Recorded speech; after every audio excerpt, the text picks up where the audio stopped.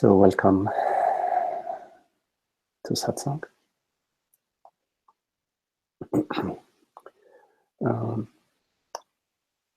Just for people who haven't been here in a while or newcomers, if you have any questions, satsang is not a discourse of the Dharma, but it's actually looking specifically at whatever questions you have in your contemplation or questions you have in your life, things that are happening for you that you want to look deeper into them, so we can look at them together. And so you can pose your questions just by speaking them, or pose your question in the chat box, whichever way.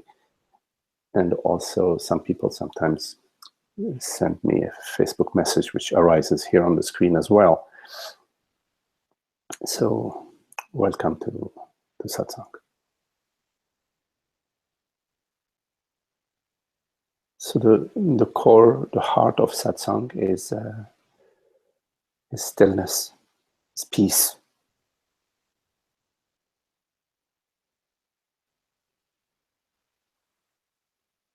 One could say that our true nature, the nature of the universe, the cosmic nature is peace.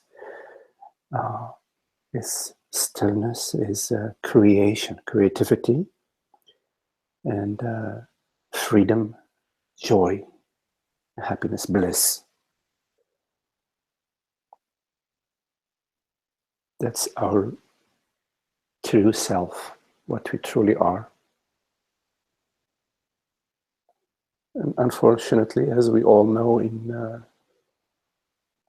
our living experience, that's not what we experience. We experience moments of happiness, moments of bliss, but there's also a lot of conflict, despair, concern, worries, anxieties, depressions, jealousies, etc. The entire spectrum of the emotions. And of course, we want the bliss, we want the freedom, we want the happiness. And we try to find our way.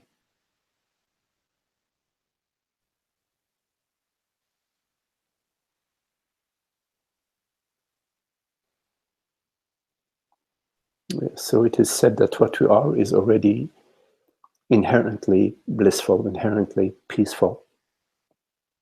How do we come to a living understanding of that? Not just sort of conceptual understanding, not just a glimpse into it, but for us to be that, live as that, experientially, knowingly.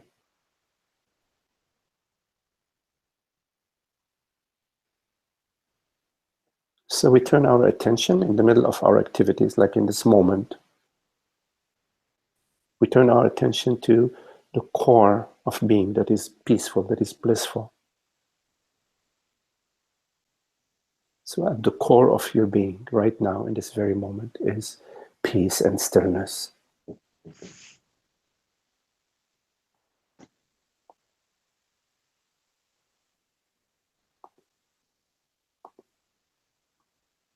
This peace and stillness is available to itself when we turn our attention to it.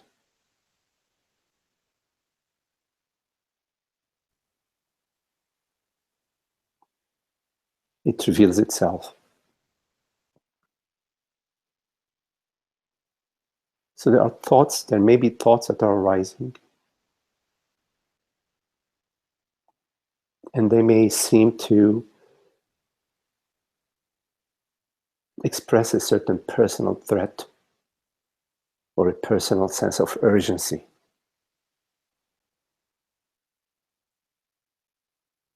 And it stirs us up energetically. We feel that there is something we need to do, or else. But we've seen that so many times. We've seen these sort of thoughts and feeling arise so many times. And after the fact, we realize, gee, all is well after all. Even when in life we lose some fortune or friends or partners, down the road we realize it was all just right. There was really nothing that was at threat. And so after the fact we realize that all these travails, all these struggles we did, all these arguments that we did were just a spin, and we become wiser. We become wiser in understanding that the happiness that we seek is not down the road. It's not tomorrow. It's not a result of something we will do and then we will be happy. We get to realize that this is a sort of postponement, that we're postponing the celebration of our inherent nature. We're postponing the happiness. So what is happiness now? This very moment, happiness, the peace. Does it reside in worrying about me and him, me and her? We may feel that it's really important for us to worry and be troubled and concern ourselves about him and her and me. Because if we don't concern ourselves about that, if we don't worry about that, if we don't think about that, if we don't try to figure what the solution is to the problem, then something will happen to us. Something will happen to us tomorrow down the line. So we spend our time worrying about tomorrow, about what may happen tomorrow, or what we did yesterday, what happened yesterday.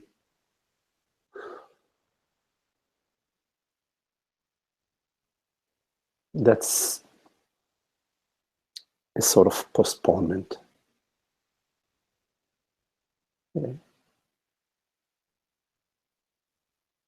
Postponing the celebration, postponing the revelation of peace for tomorrow.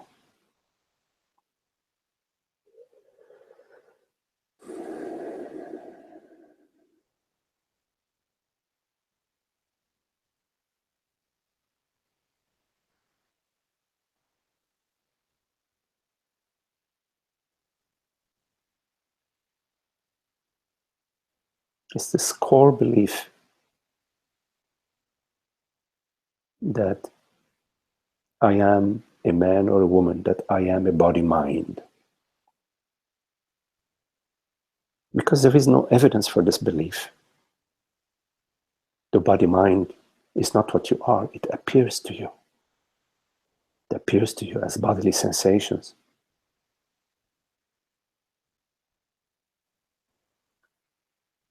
It appears to you as thoughts and images, right? Why identify with what appears to you? Why not remain as the I, the self, awareness, presence, consciousness? You look at the oak tree, you perceive the oak tree, but you are not the oak tree.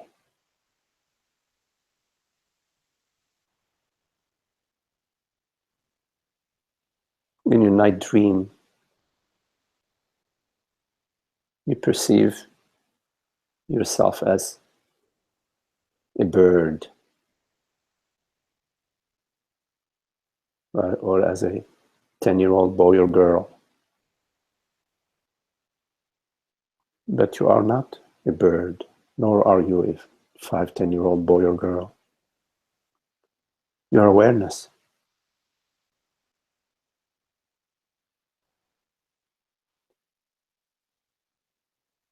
And awareness is not identified as something. It is everything, not any one thing, not any particular thing. And you are that awareness, aren't you?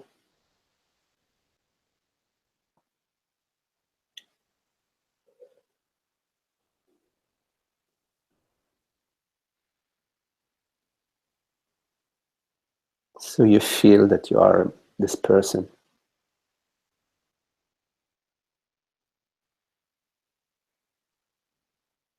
But this feeling, what is it? Is it not appearing to you? Whatever it is, a sensation, thought, it's appearing to you, yes? So a feeling is something that appears to you. Why believe that what appears to me speaks about me, knows me? Because the feeling says, you are a man, a great man, or a stupid person, or whatever it says. You're very smart, you're very lovely. Or just you're this body, this feeling that I'm this body, this person, this persona. What does a feeling know about the awareness that perceives it? Feeling is perceived. Knowingness doesn't belong to the feeling, it doesn't belong to what appears. It belongs to what does not appear, to awareness. That's where knowingness resides. And you are this knowingness. Yes? Hello, Rhonda. Rhonda, you ask, how do you drop identifying with the person when disturbing thoughts come rushing in fast? Yes, the disturbing thoughts. The reason why these thoughts are disturbing, because they're referring to you as a person. You know, you did something bad, or somebody doesn't like you, or you lost something, or so this is at the core of the disturbing thoughts, because thoughts are just neutral in nature. But the reason why they're disturbing, and it's important to understand, is because there is a belief in those thoughts. That I have believed that I am this person, I am a person. And these thoughts are about me as a person. Isn't it so? Because the thought, it's a rainy day, that's a thought. Or a thought, it'd be nice to visit the West Coast. That's also a thought. There is nothing disturbing about these thoughts, right? But the thoughts that have a judgment of me or another, assume that I am a person and that the other is another person. These thoughts overlook the reality, which is that I am beingness, I am awareness, I am consciousness, I am wholeness of being. And so when there is the thought that I am a person, then I feel and perceive myself as a person, and perceive others and feel others, to be other people, other forms, separate identities, separate consciousnesses. And so I perceive and experience a sense of threat. I have to protect myself from others, from the elements, from the world. So when these thoughts are rising around that, and depending on how loud they are, what's their volume, and what is their frequency, they may be too much to be able to sort of manage. Then it's like you fell in the rapids, and when you fall in the rapids, you do your best not to drown, to come out, without too much damage. There's nothing much to do at that time of strong emotions. But after this disturbance, you can contemplate that, what was that about? It was about this assumption, this belief in a me in time. Whenever there is me in time, there is a concern, there is a worry, there is a sense of lack, there is a defending and a seeking. Is that not your experience?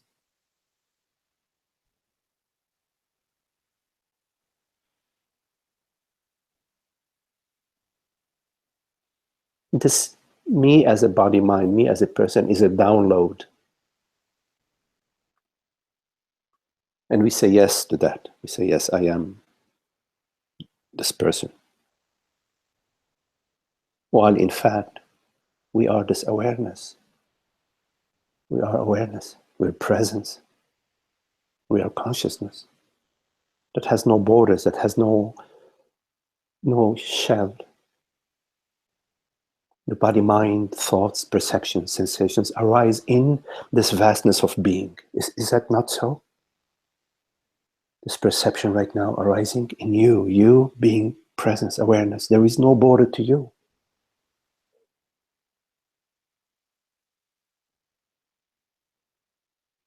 Not you, the body. You as awareness. The real self. Not the imagined me character, I, this person, so many pounds, so tall, born on such and such a date. These are not the characteristics of the self. They are characteristics of the body. So, Rhonda, before the disturbance, in the moments of peace, in moments of tranquility, in your daily life, contemplate.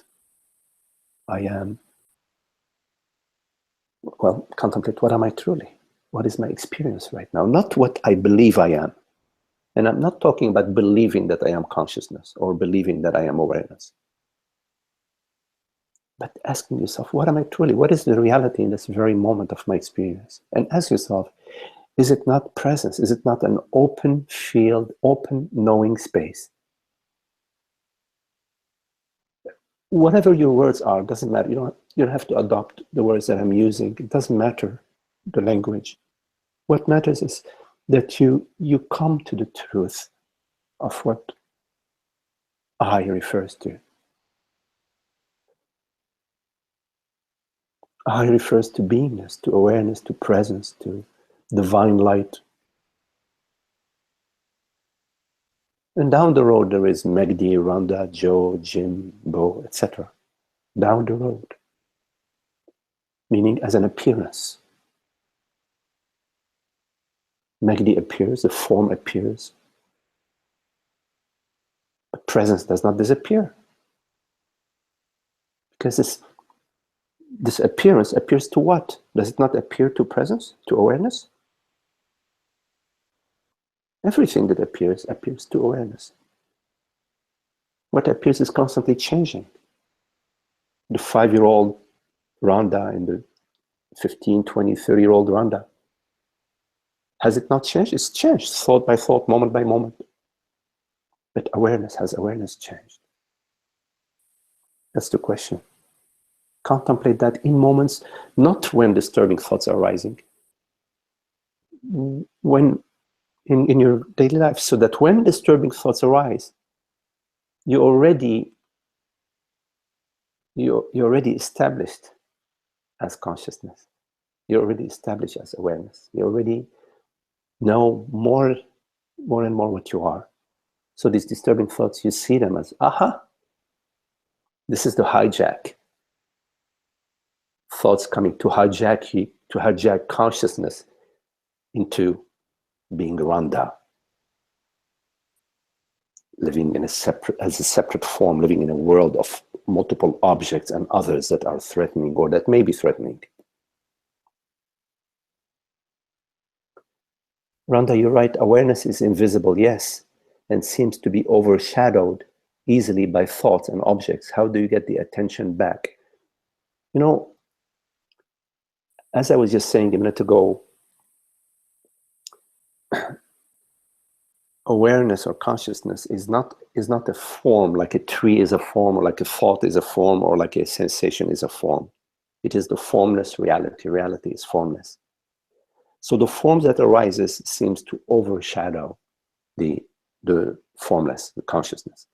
But the shadowing of consciousness has in it a belief. The belief is that I, meaning consciousness, depends on the body-mind, is a form. You have to contemplate this belief, the belief that consciousness is limited. It's the contemplation of the belief that consciousness is limited that will reveal that, in fact, no, consciousness is not limited. Is borderless. And all what arises out of consciousness and is made out of consciousness. So that when anything arises, it doesn't overshadow consciousness. It is just a form that consciousness is taking. When the ocean has waves, the waves do not overshadow the ocean. The waves are a form that the ocean is taking. And some other places, the water is very still. This is the form that the ocean is taking, stillness. No waves. So there is a difference, Rhonda, between Maya and Lila. Meaning there is a difference between what arises, thoughts, perceptions, sensations, which is sort of the form that consciousness is taking. And Maya, which is ignorance, the belief that consciousness is personal, is a person, depends on the body-mind.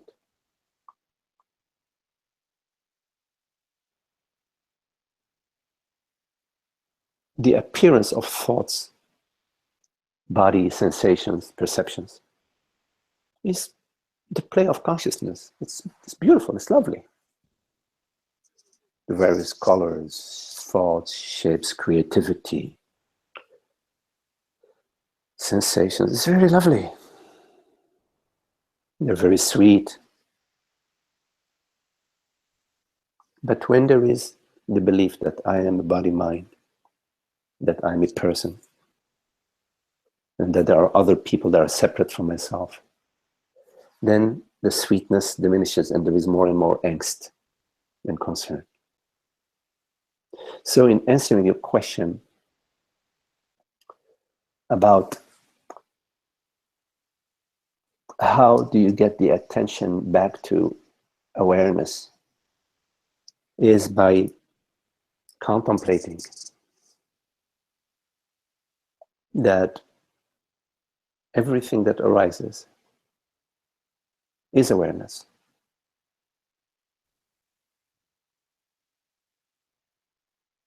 And the belief, the thought that it is arising to me as a person has no foundation. The person is thoughts and sensations. The thoughts and sensations is not what awareness is. Thoughts and sensation arise to awareness. Without awareness, what's a thought? Nothing. It's not even appearing. So contemplate the primacy of awareness. It is always awareness that is the reality of everything that appears. And stay with that.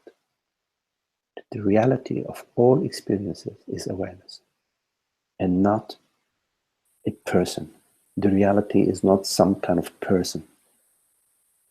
It's awareness. And this awareness has no limitations, no limits. It's universal, is infinite.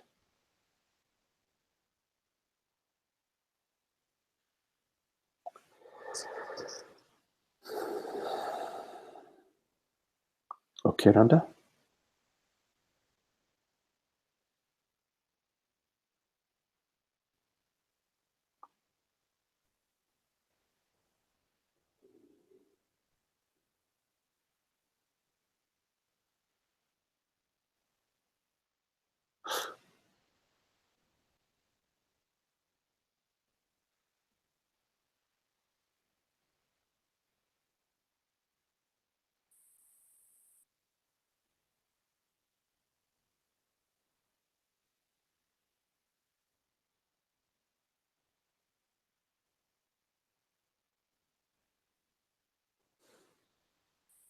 Any questions?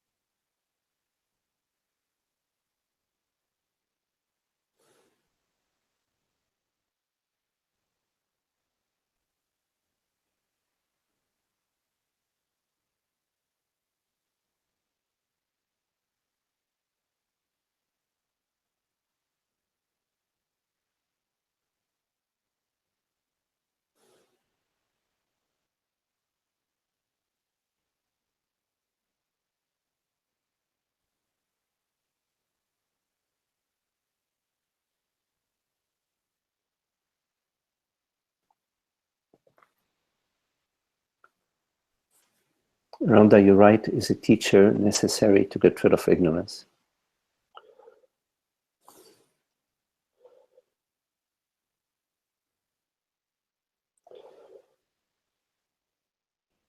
The teacher in all teachers is the self. The teacher in all teachers is consciousness, is reality, is truth. It is truth that is the teacher. And without truth,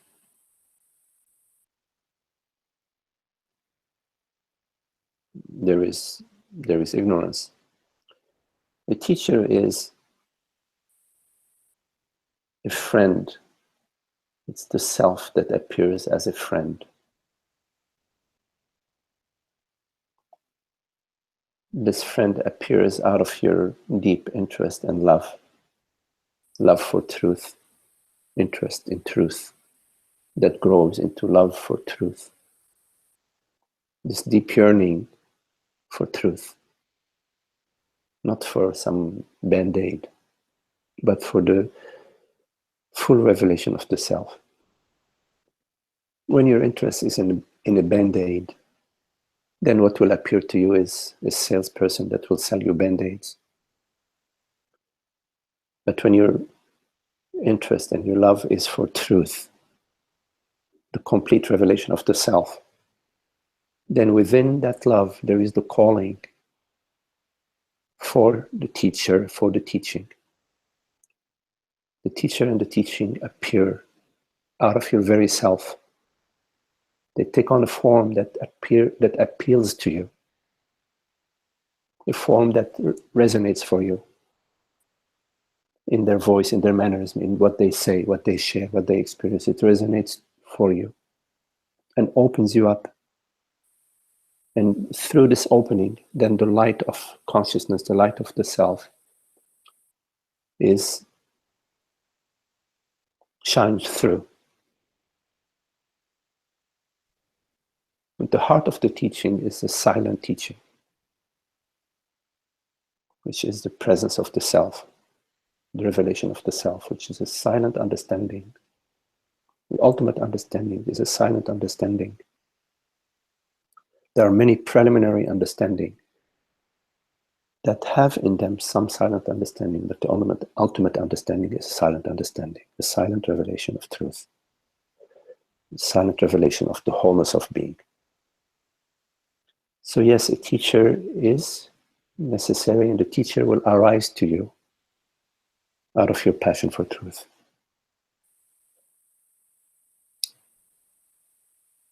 Is a personal relationship with a teacher necessary? As personal as possible, Rhonda, yes. Because in relationship with the teacher, there is more than just the Dharma being shared, being taught. There is also the presence of the teacher, and also rubbing elbows with the teacher in daily life, seeing how the teacher talks, walks, what they say, what they do. So there is an interaction with the teacher where you learn how to live the teaching. because the teacher is living, is embodying, is embodied. The teaching is embodied in the teacher. In everything that they do, they're the living teaching. So when you are with the teacher, you're talking with the teacher, you see the teacher, you notice the teacher, you learn from the teacher how to live the teaching.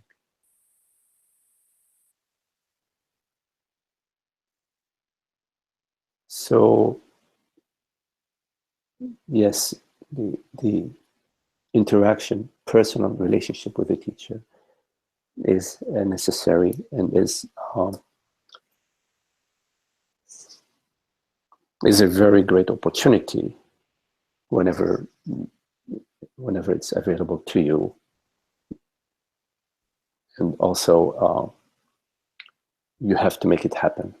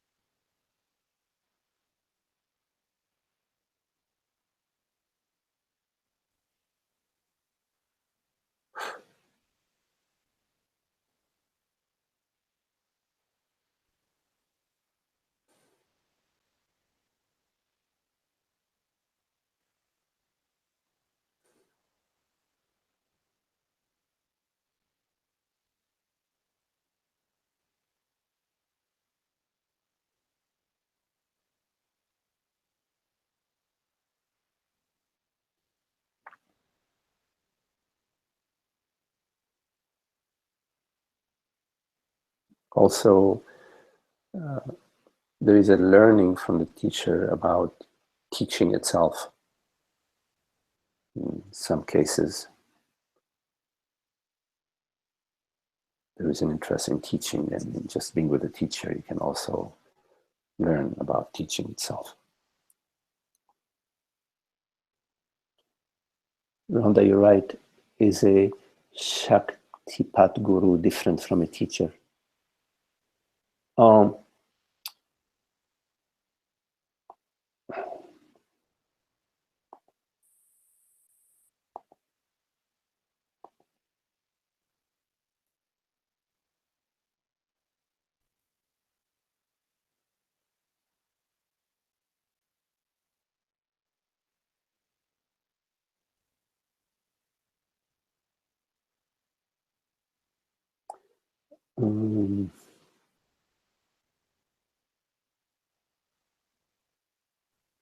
I was trying to. Maybe can you say some more, Rhonda, about the Shakti Pat Guru, because Shakti is energy. So the Shakti is the manifest of the self, the manifestation of the self, and the self is unmanifest. So Shakti is the manifest of the self.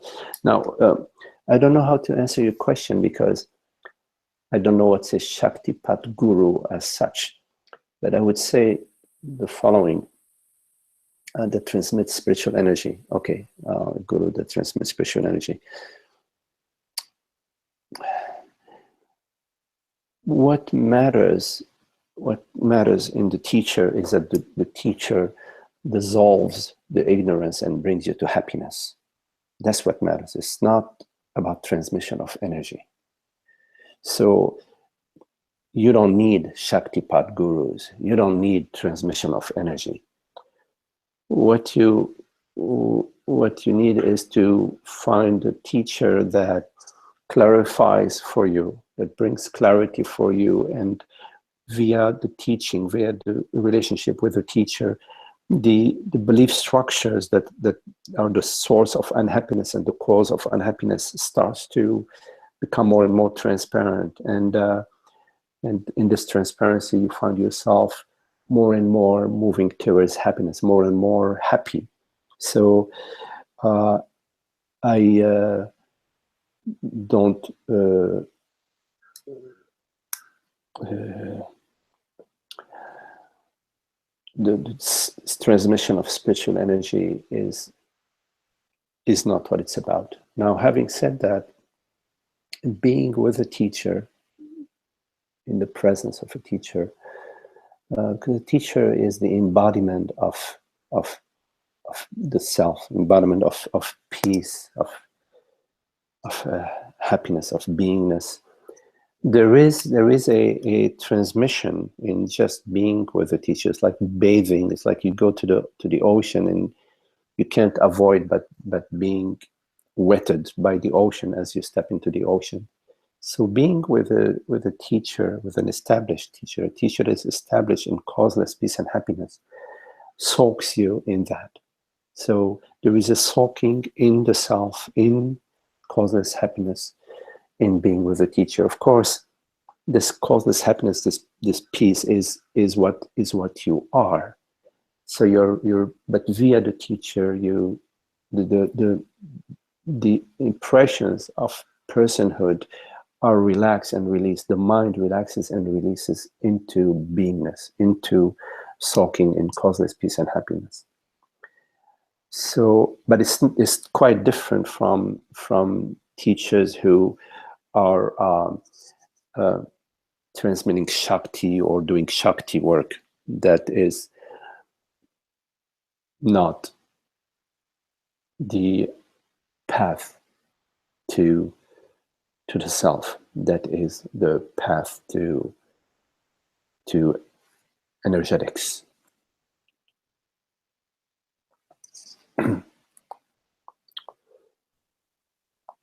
How many, Iranda, you say, how many years were you with your teacher? How did you know that you don't need a teacher anymore?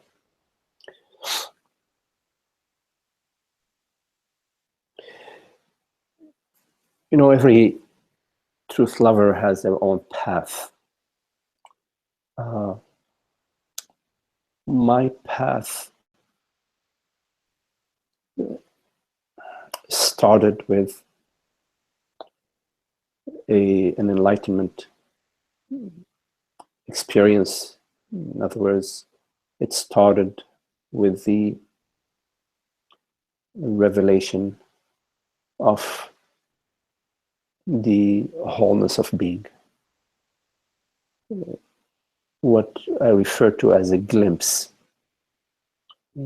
a flash where in a moment you perceive the reality that is not a person and not a separate self, and you perceive the glory of the cosmic glory.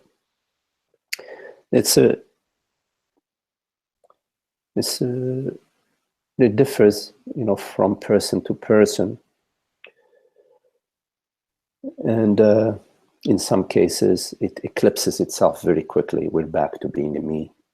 In some other cases, it lasts a little longer, but it eclipses itself into a me. Anyways, so in my experience, there was a teacherless. I had no teacher. I was not studying meditation or doing any such a thing. I was just in the university, and this experience completely changed me in that instant, which is not in time. The entire me structure just had like such a huge crack in it. It sort of actually couldn't stand anymore. It crumbled. And I find myself just completely in love, passionately in love with just the ocean of bliss. And so I started doing, it just coincidentally, it was in the 70s, doing Zen practice. there was a friend who mentioned a local Zen center. It was upstate New York. And I did Zen meditation. They refer to it as Zazen for some of you who have done this sort of practice. I was working from 73 or so with a teacher named Philip Kaplo, who is the teacher in Rochester Zen Center. But they had a formal structure where you had to sort of be a student. I wasn't really looking for a teacher. I had to be a student. That was how it worked. So there was a ceremony. I became a student of the Rochester Zen Center of Philip Kaplo. And I would do those retreats. I used to call them sessions. So I did a bunch of these sessions for years. And I used to sit, do Zen meditation on my own for very seriously for every day for years. So I've always felt that although I was a student of Roshi Kaplo, that was a formality. I never really worked with him closely or followed, his guidance. So I was in a way teacherless.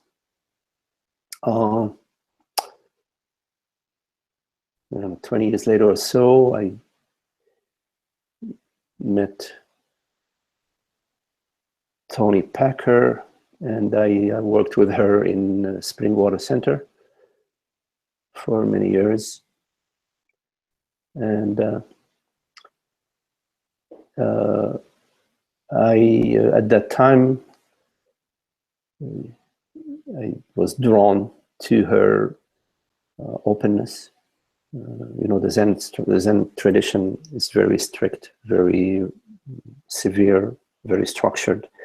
And although Toni came from the Zen tradition, she had abandoned that. So I felt drawn to that, but I never felt that she was my teacher. I felt she was a friend. And maybe that's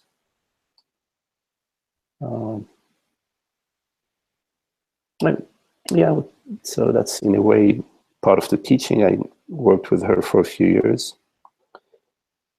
And but then I met, after meeting Toni, there was a call to just spend some time alone. I spent a few years alone without any retreats, any teaching or anything like that.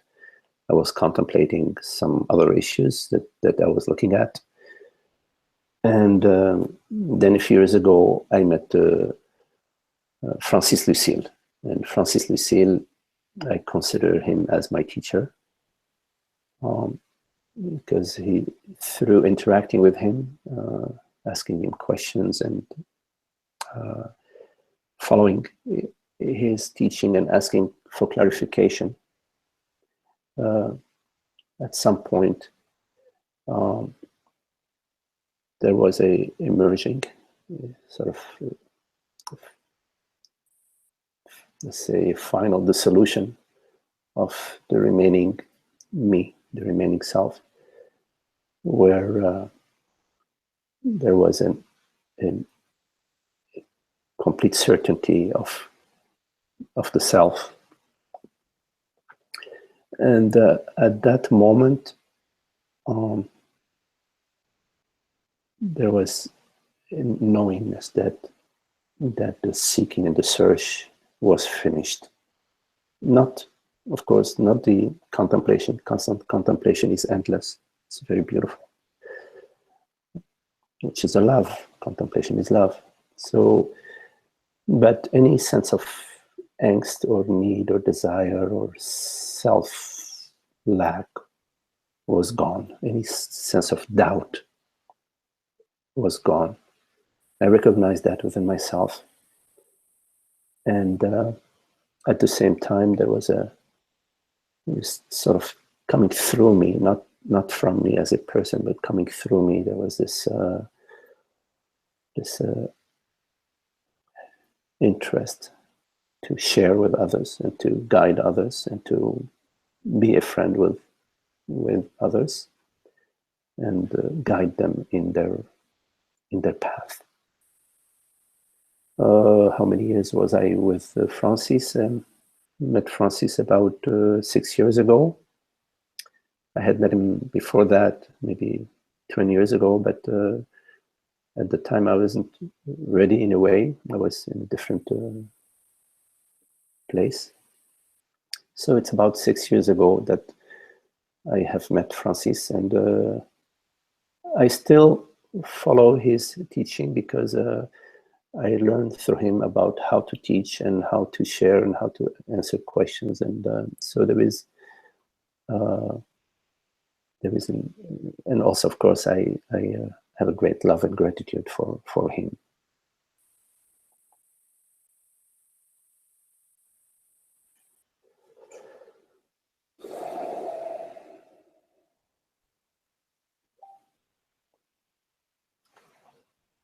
Okay, Zoe, I see your question. Let me, if you don't mind, I'm going to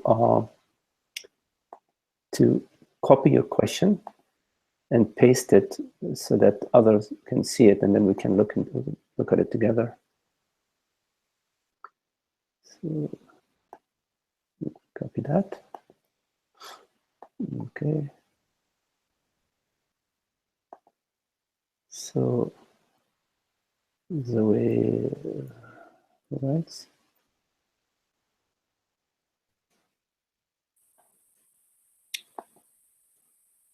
Okay, so Zoe, you're right. Could you explain that statement more that you made in answer to Rhonda's question about whether a teacher is necessary? Once you find a teacher, you need to make the teacher's relationship happen. Do you mean moving in close proximity to the teacher once you find the one that resonates as your teacher, so you can experience the daily living, etc.? Thank you. Yes, yes, Zoe, that is exactly what I mean.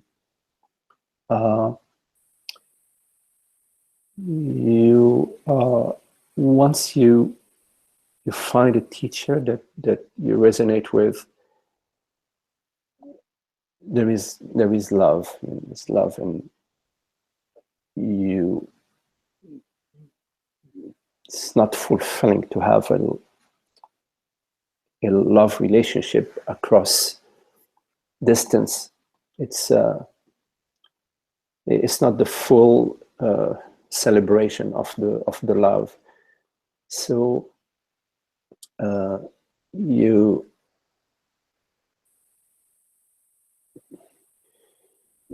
know, when I fell in love with truth, there was nothing that mattered to me more than that. My vacations were retreats. Every moment I had was spent in contemplation of truth. Every opportunity I had to just take any free time, I took it to contemplate. And as I mentioned earlier, my teacher was the self, was consciousness, until I met Francis. And when I met Francis, I was like asking tons of questions, but very quickly there was a shift, you know, for me. And but yeah, coming back to your question, yes, you move in close proximity to your teacher, you live close to them, you rub elbows with them. That's the way, that's the best way. Of course, if there are some particular situation that prevents you from doing that, then you do your best. You know, you visit as often as you can, you attend retreats or attend satsangs as often as you can, until the situation changes and you can be in close proximity to your teacher.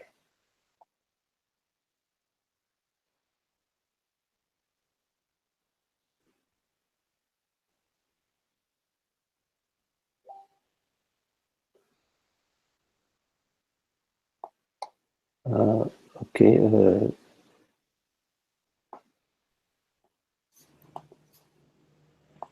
Magdi.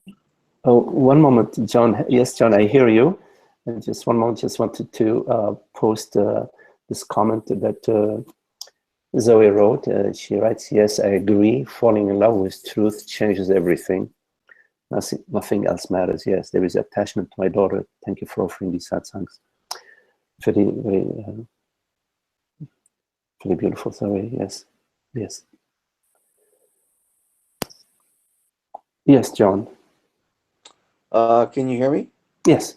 Okay. Yes, I was listening to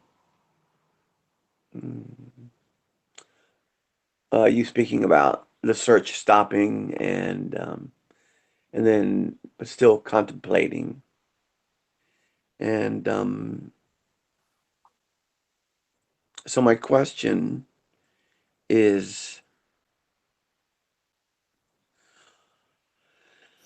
what gets contemplated when the search ends? Mm-hmm. So there is a pre-search ending and post-search ending. So the pre-search ending contemplation is a contemplation of into what is the reality, what is the truth, what is the wholeness of being, what is the evidence that there is a me, that there is the separate self. How come I am not, where is the happiness that I'm seeking? What are those shadows? What are those interruptions in my happiness? So it's the pre-end of search contemplation still has a person that is being looked at, that is investigated, that is being felt, and that is being contemplated. We are aware that there is this continuity in the piece, that there is this me that arises on occasion, and we're still looking at that, and we're still sort of contemplating the dissolution of this me into the vastness of being. So there's still a me element in the contemplation. So it's not the full celebration. Of course, there is the love for truth, but it's not the full celebration of the self. The post end of the search contemplation is just a celebration of the self. So there is the marvel, the wonder of being. There is the rejoicing into being. So being itself is ananda, is bliss. So there's the rejoicing in the bliss. But it's not a seeking. There is no seeking in it. And it's also the celebration of the world, body, mind, the celebration of this appearance, this dream of friendships, of the sangha, the celebration of the contemplation of the attributes of the self, the kindness, the love, the transparency, the generosity, the passion. So I would say that, just to sum it up, that the post end of seeking contemplation is a celebration of the self celebrating itself. It's like being at the dance and just enjoying the dance, or being at the party and enjoying the party. The pre end of search contemplation, you are at the party, but you can't fully celebrate the party because you don't want to make too much noise, because the neighbors will get pissed and may call the police. Or they come knocking on your door. Hey, we want you making too much noise. Or they'll throw you in an asylum. Oh, if you speak about it too much. You have to move out of that neighborhood if it's that bad.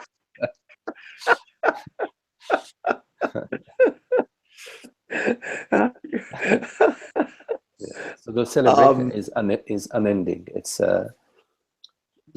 just a sure. rejoicing, So, a gratitude. There is a gratitude. There is also, of course, just your love for your teacher. That's just like endless. It's just the self, really, as the teacher is the self. And there's this tenderness.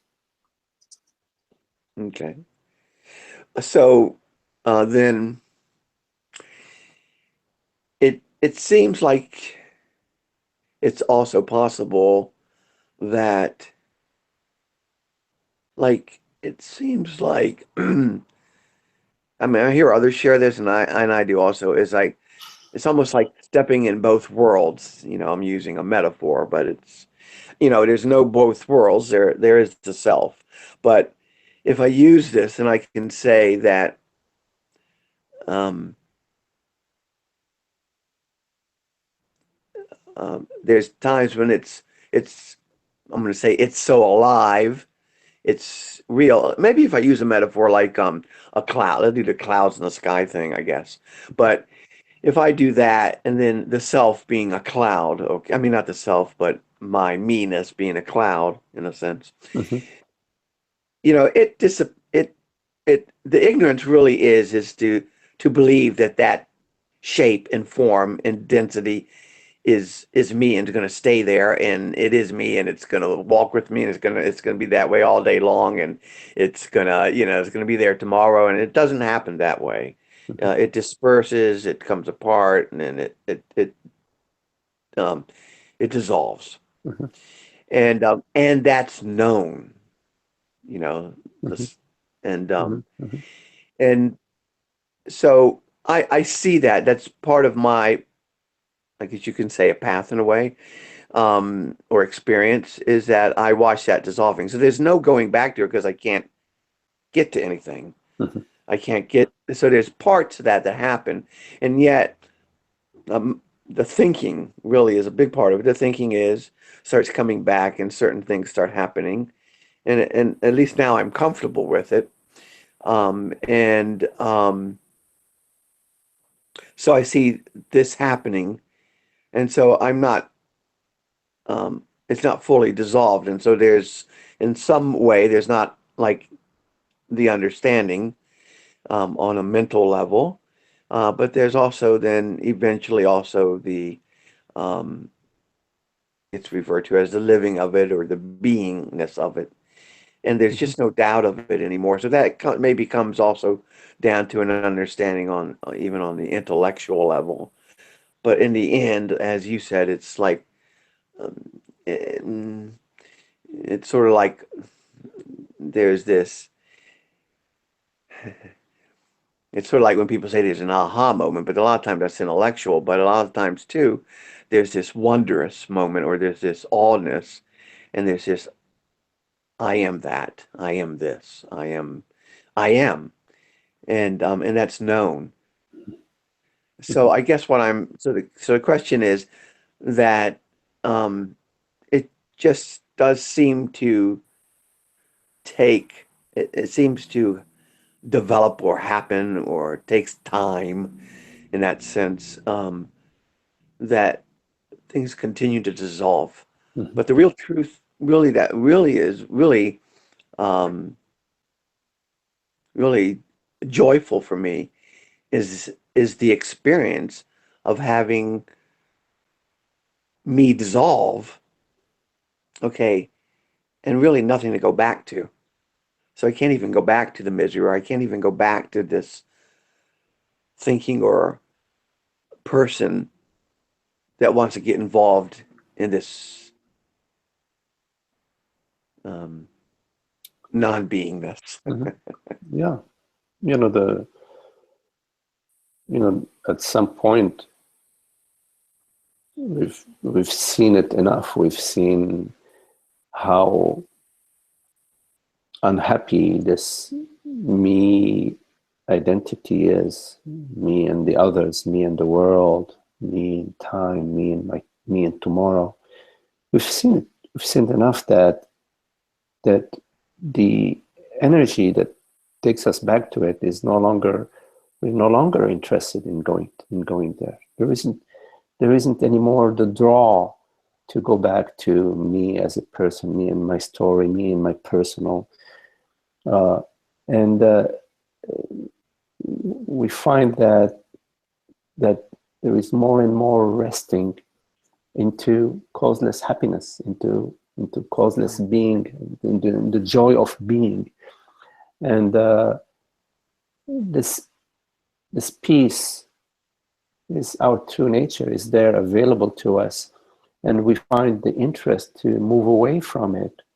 The energy, the energetics, to move away from it are diminished. There is less and less fuel available to just get yourself out of beingness into, me in time, me and my image, me and do they love me, don't they love me, and all of that. So the contemplation, just keeps growing from an interest into truth to passion, love and passion for truth. And as the contemplation continues, then the self starts to radiates more and more, and all the me, the personal me that resides in the shadow, that does not like to be examined, the light shines onto it and dissolves it, because the light is the light of wisdom, the light of inquiry. The light of inquiry says, hey, what is this me? Look around, there is no me, there's just consciousness, awareness. The light of wisdom, the light of the self shines onto this personal self and reveals, oh God, that's unhappiness. It reveals it to be unhappiness. And the self cannot exist in the light. It only exists in the darkness. It cannot exist when it's examined. It only exists when it's not examined. So that when we look at what is this me, what are these thoughts about me in time and space that tells you, oh, you need to do this or else, you need to do that or else. When you look at what is this me that needs to do this, you don't find it. You just find thoughts. You find sensations. And what you find instead of that me, you find awareness. Yeah. And awareness isn't trying to improve itself. It isn't trying to accumulate money or homes. It's not trying to improve itself in time and space. That's the peace. You find that you find more and more the peace is there. This is what's available. And the need for me to get somewhere or to protect this self, there is actually nothing that needs protecting. This consciousness is not in the protecting business. It's in the celebration business. It creates and it destroys. It creates beautiful forests and trees and the weather and the birds and the bees and all of that. It creates all of that. And then it creates also volcanic eruptions that cover in thousands of square miles into ash. And then out of the ash grows new seedlings. But that's just the creative aspect of consciousness. There is the other aspect of consciousness, which is the stillness, the peace, the freedom, the borderless beingness. And so there is a more and more of an experiential revelation of that in your life. You find yourself less and less troubled, less and less concerned, and more recognizing yourself as the formless self. Forms come and go. The self is eternal.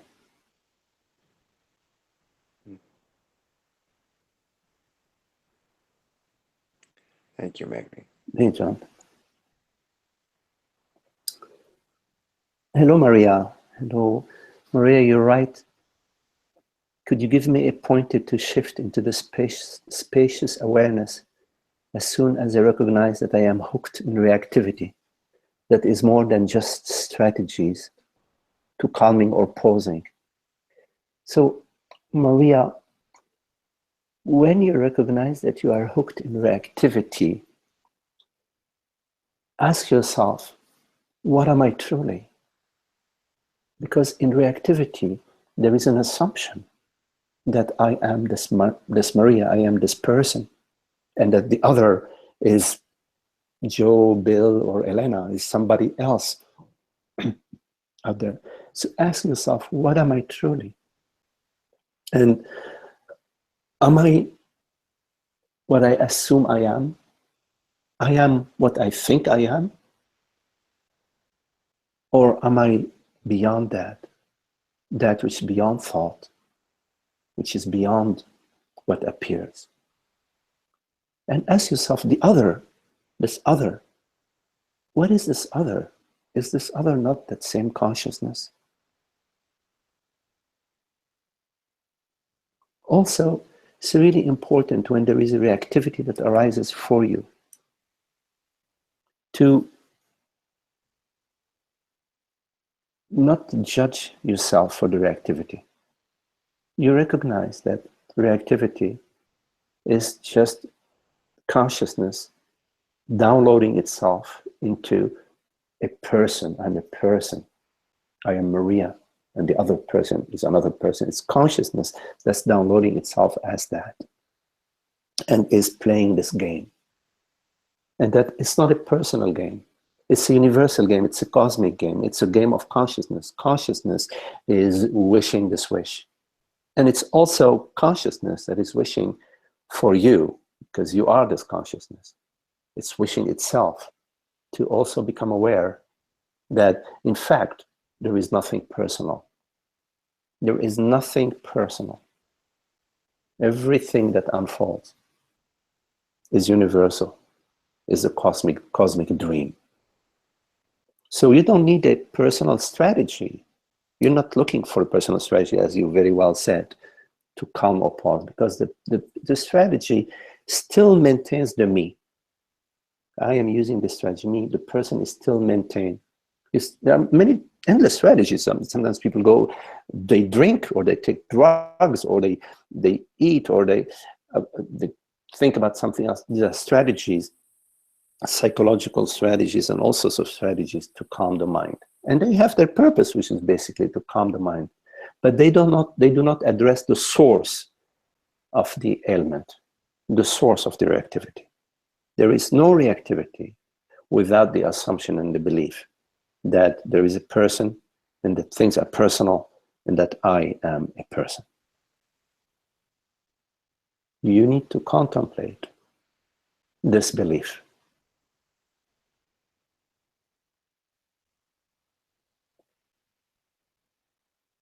The world, body, mind is God's dream. God dreams Maria, God dreams Magdi, God dreams the elements, the oak tree, the palm tree.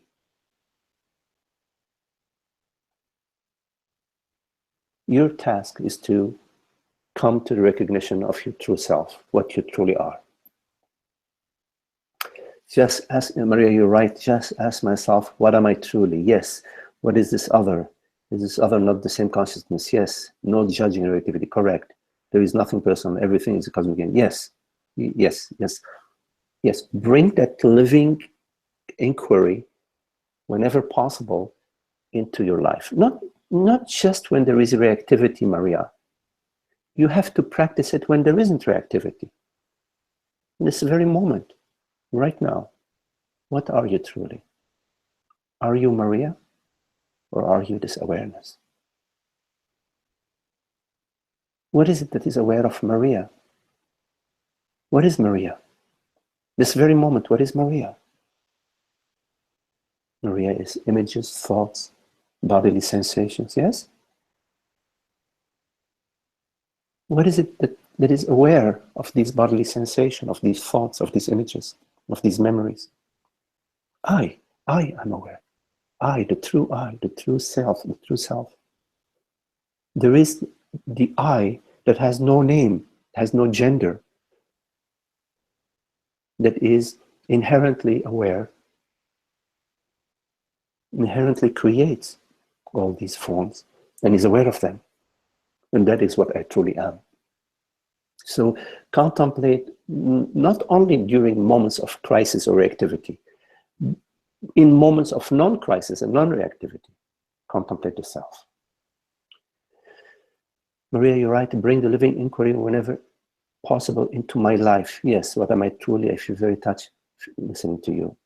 My body resonance. Okay, very beautiful. Yes, yes, Maria. Often we wait for a crisis and then we run to find a way out of the crisis.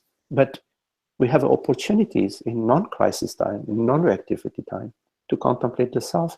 And this contemplation of the self stabilizes the self, reveals what I am truly, which is consciousness. It's just the peace of consciousness, the beingness of consciousness, the awareness of consciousness, the bliss of consciousness, the Satchitananda. Presence, awareness, bliss. To contemplate that in your daily life. It's an internal contemplation, yes? Okay, well, thank you all for your lovely company and being together on this beautiful Sunday. Wish you lots of happiness and we'll see you all soon. Maybe next Thursday or next week. Thank you all. Shanti. Shanti. Namaste.